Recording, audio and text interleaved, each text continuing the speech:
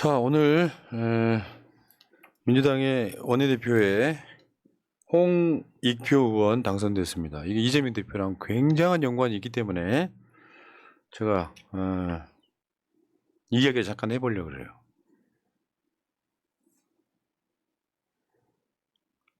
가장 중요한 거 세 가지. 새로운 원내대표가 굉장히 중요하게 생각해야 될 세 가지. 첫 번째, 이재명 대표가 불의의 어떤 그 자리가 공석이 되더라도 비대위로 가지 않는다는 약속. 그리고 우린 주장이 그거예요.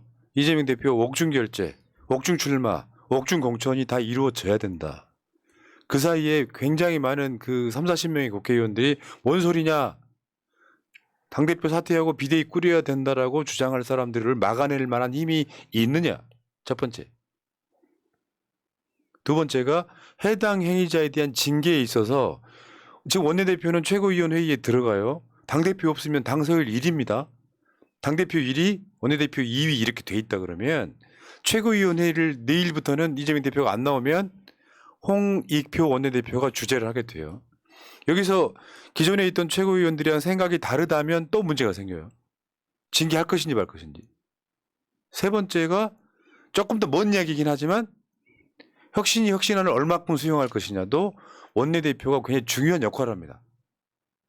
근데 예를 들어서 일성이 있잖아요. 당선되고 나서 일성이 원팀 이야기하면 안 되는 상황이에요. 원팀이 아니고 물론 뭐 의례적으로 이야기할 수 있지만 지금 민주당이 독재에 맞서서 강하게 싸우겠다는 일성이 나와야 정상적인 거예요.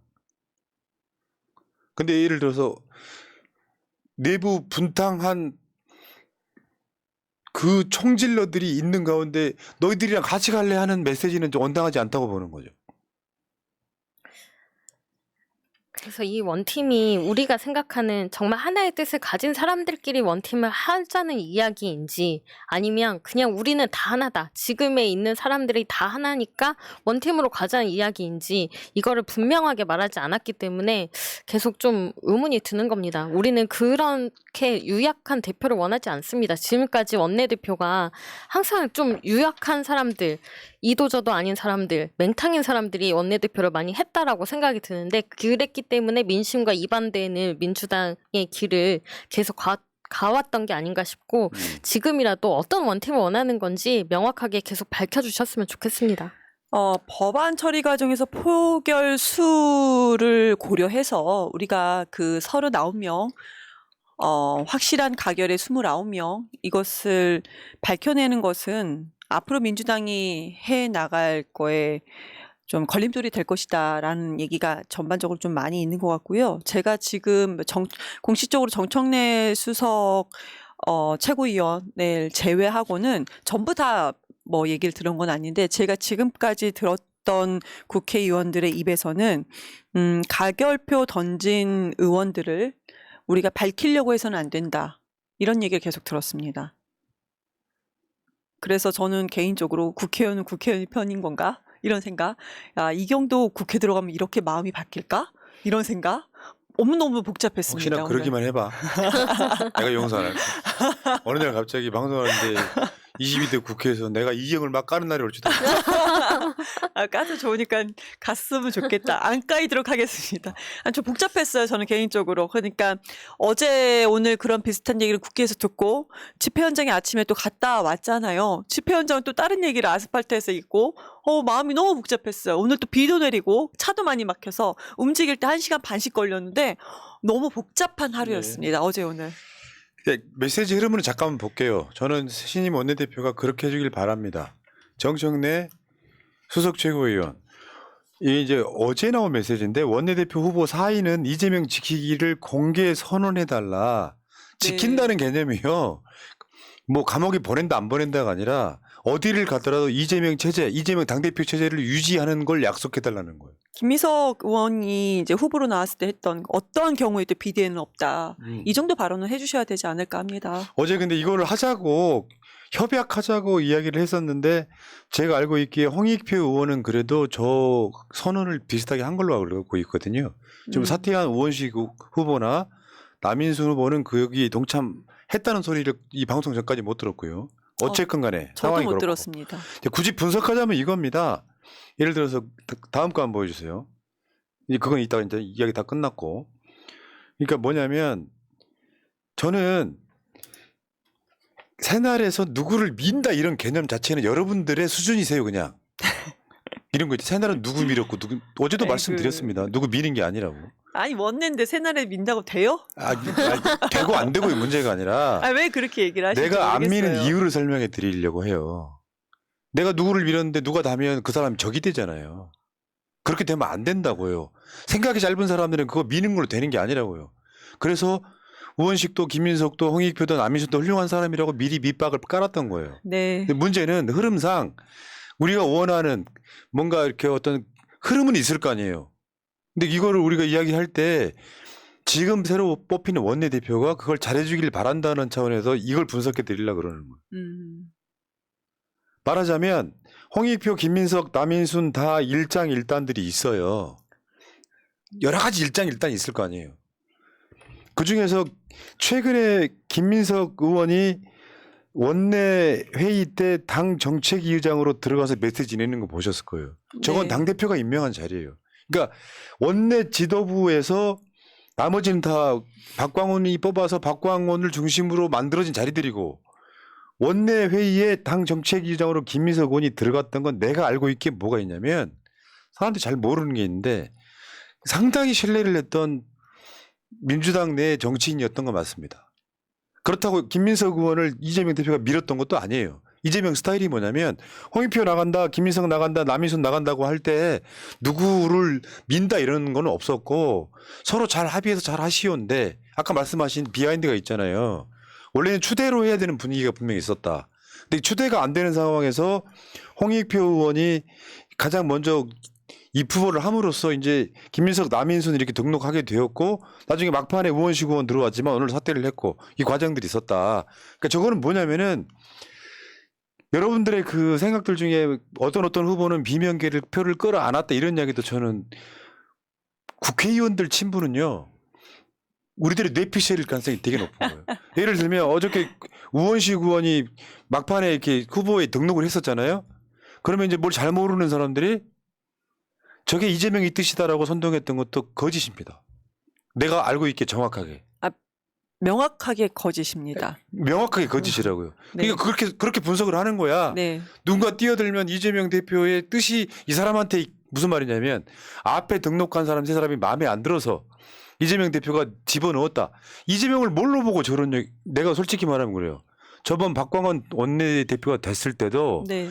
가장 실패 요인이 뭐였냐면 이재명 대표가 미는 후보가 없었다는 것이 실패였다고 분명히 말씀을 드렸어요. 지금도 미는 후보는 아예 없었습니다. 그러니까 국회의원들이 자기들 친소관계 등으로 해가지고 결국 뽑아 올린 거예요. 문제는 홍익표 원내대표가 전 솔직히 말씀드리면 최선은 아니라고 생각합니다. 그렇다고 최선이 누가 있다 설명드리고 싶은 게 아니라 앞으로 최선이 돼야 된다고 말씀드리려고. 그래서 아까 제가 말씀드린 세 가지 전제 조건에 있어서 상당히 전향적이어야 해요. 다만 홍익표 의원이 이번에 접수를 많이 받은 게 민영배 의원에 의하면 그 가결되고 나서 긴급 의원총회에서 가장 센 메시지를 냈다고 하더라고요.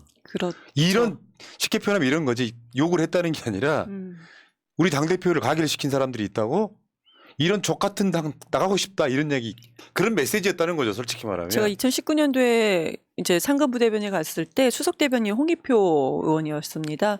이분이 그렇게 화내는 것은 상상이 안 돼요. 그런데 그때도 저도 옆에서 봤지만은 액션이 클 정도로 눈에 보일 정도로 매우 큰 화를 냈다 이렇게 생각이 들고요. 그리고 저는 한 말씀 더 드리면 우원식 의원님이 이제 많은 분들이 뭐 친명이 밀었다, 친명이다 이렇게 말씀을 해주시는데 굳이 이렇게 네 분을 놓고 본다면 다 비슷합니다. 우원식 의원만 제가 느꼈을 때는요. 특별히 친명이다? 저는 오히려 더 반대로 친명인가? 이런 생각이 드는 상황입니다. 그러니까 뇌피셜로 너무 이렇게 믿지 그러니까요. 않으셔도 됩니다. 이런 게 하나 있고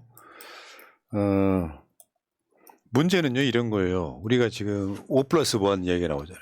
그게 뭐냐면 국회의원들 161명이 탄원서에 서명을 했는데 5명은 확실하니까 우리가 징계를 해달라 그러는 거고 나머지 그 다 후에 나온 사람들이 이제 홍영표나 여러분들 홍익표 헷갈리지 마세요. 그런 이름 엄청 많아요. 영표.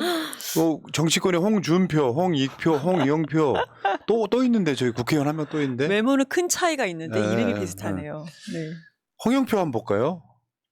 지금 쉽게 표현해서 가결받을 마녀 사장 하지 말라는 거잖아요. 분열과 선동이 해당 행위라고 하잖아요. 저거 조롱입니다. 그냥 엄청 분노하는 거예요. 여러분들 뭐 그러고 있잖아요. 뭐 이상민이 어떻고 뭐 누가 어떻고 하는 그 사람들 있잖아요. 그 사람들 중에 대부분 다 소위 말하면 덕고다이예요. 이상민 그렇지. 이원욱 그렇지. 박용진 그렇지. 조홍천 그렇지. 근데 김종민은 좀 그게 덜한 것 같고 사실상 조직을 움직이는 사람은 저는 시작점은 이 사람이라고 보는 사람이에요. 지금까지 뭘 어떻게 했는지 다 알고 있거든요. 방송으로 못 가는 얘기가 엄청 많다. 뭐 타이밍도 놓쳤고 그렇지만 말하자면 이전에 민주당 최고위 등에서 정청래 최고나 박찬대 최고나 이런 분들이 그 소위 반명이라고 하는 사람들을 돌려 세우려는 어마어마한 정치적인 노력을 했어요. 그래서 사실상 이재명 대표 쪽으로 넘어온 사람들도 꽤 있습니다. 그러니까 30명이던 이재명계가 130명으로 늘어난 거잖아요. 현실은. 네, 그렇죠.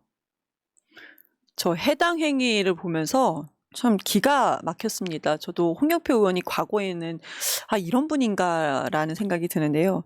우리가 지금 이번에 부결과 가결 중에서 이제 뭐 부결이 당론이 아니었다. 그렇기 때문에 해당 행위가 아니다라고 국회의원들이 주장을 하는 겁니다. 그럼 마녀 사냥이 해당 행위이다라는 것을 민주당의 당론으로 정했습니까?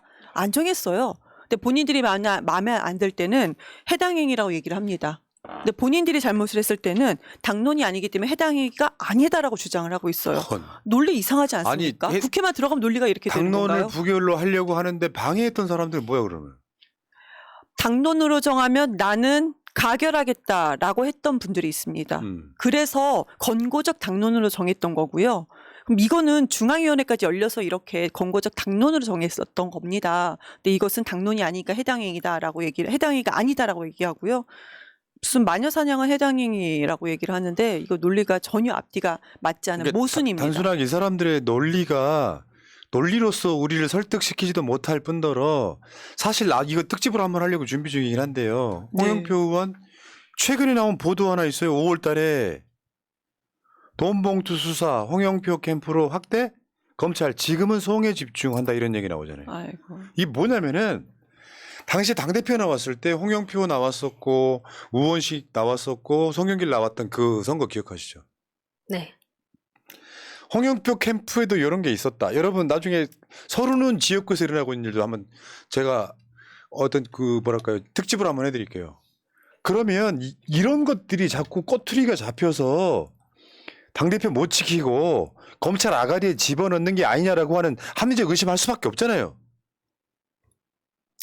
나는 이런 지점을 좀 보고 싶은 거예요. 무슨 논리나 명분이 있어서가 아니라 역풍이라는 핑계로 이재명 대표를 검찰의 아가리에 집어넣으면서도 사실은 뭔가 약점 잡혀 있는 게 아니냐라고 하는 합리적 의심 들려요? 대부분의 사람들이 그렇게 얘기하고 있습니다. 가결 던진 사람들 도대체 왜 그랬냐? 왜인지가 도저히 납득이 안 되기 때문에 그러면 약점 잡힌 거 아니냐라는 의견. 공천 못 받을까 두려웠다? 그러면 이런 사태가 될지 몰랐을까요? 예상을 못했을까요? 그러니까 지금 이재명 대표 제외한 167명 중에서 161명 이재명 가결을 원했던 사람들도 161명이 탄원서 제출을 했죠. 이건 저 이 명단을 저는 알고 있어요. 근데 이게 복수 크로스 체크를 해야 된다 그래서 지금 이야기를 안 하고 있는 건데 그럼 아까 합리적인 그거잖아요. 어제 송갑석 이야기하는데 송갑석은 뭐라 그랬어요? 나는 가결을 눌렀지만 구속을 동의하는 건 아니다. 뭐 하는 거예요? 아니 그게 뭐 하는 거야가 아니라 당직자들이 취합할 때 알잖아요. 네. 탄원서에 들어있는지 안 들어있는지. 그러니까 저 161명에는 송갑석은 들어있는 거예요. 네. 그렇게 거짓말 할 수는 없는 거잖아. 그러면 이상민, 김종민, 이원욱, 서른, 조홍천 플러스 홍영표 딱 6명이 답이 나오잖아요. 저는 솔직히 161명이 다 부결을 했으면 이런 사태도 일어나지 않았죠. 그런데 탄원서는 제출을 하고 국회에서 표결을 할 때는 아까 말씀 주셨던 검찰의 아가리라고 표현을 해주시는 거기에 이재명을 밀어 넣었다라고 해주셨잖아요. 저는 그건 기명 무기명 그 차이라고 생각을 합니다. 내가 표가 밝혀지지 않겠지 할 때는 자기 마음대로 하고요. 내 표가 내가 탄원서 제출했는지 안 했는지 이거 밝히겠다고 하지 않았습니까? 공개하겠다고 했잖아요. 만약에 공개하겠다고 얘기 안 했으면 아마 안 했을 겁니다. 안 그럴까요? 공개하겠다고 했기 때문에 162명, 그 안에는 29명도 나머지 분들은 더 포함이 되어 있겠죠. 공개하니까 있잖아요. 이렇게 했다고 생각합니다. 여러분 채팅창 위에 지금 저 징계 청원 있잖아요. 이거 얼마나 중요한 건인지 설명을 드릴게요. 지금 현재 숫자가 45,641명이니까 이제 거의 다 왔네요. 동의율 91%. 근데 그것 좀 보여주세요. 실물로 보여드려야 여러분들이 서명을 하십니다. 네. 징계라는 게 지금 68 정도 되죠. 무소속을 포함하면 170석이 넘고. 이거 징계를 하지 않으면 민주당은 아무것도 못합니다. 근데 징계가 여러 가지가 있잖아요. 경고도 있을 수 있고요. 지금 현재 가장 중요한 경고는 뭐가 있을 수 있냐면 당원권 정지예요. 당원권 정지 한 2년 때려봐요. 출마 못합니다. 출당 아니고 솔직히 말씀드리면 네. 167, 8석 중에서 10명 나가도 돼요. 어차피 윤석열 탄핵 관련한 그거는 어차피 못해요. 현실적으로 이 상황이 이렇게 벌어져 버리면. 그러면 151석만 있으면 다 하는 일 아닙니까? 그러니까 3, 40명 정도 되는 숫자에서 노골적으로 나는 가게를 찍었다라고 주장하는 사람들 10명 정도는 출당은 알아서 나갈 거고 2년 정도 당원권 정지 때리면 됩니다. 그럼 이 사람들 다 출마 못해요. 민주당으로는. 이기영 잘 들어. 네. 5인 이상민, 김종민, 이원욱, 서른, 조홍천. 당원권 정지 2년. 그래서 여러분들이 저 징계청원을 해달라는 이유가 내일 최고위원 회의에서 다뤄야 되기 때문에 오늘 중으로 5만 명이 돼야 안건으로 올라가서 다룬단 말이에요. 이틀도 안 되는 한 하루하고 한 15시간 정도 만에 5만 명 채워주는 것도 굉장히 빠른 속도잖아요, 지금. 일단 여기까지 하겠습니다. 장미경님, 아까 고맙습니다.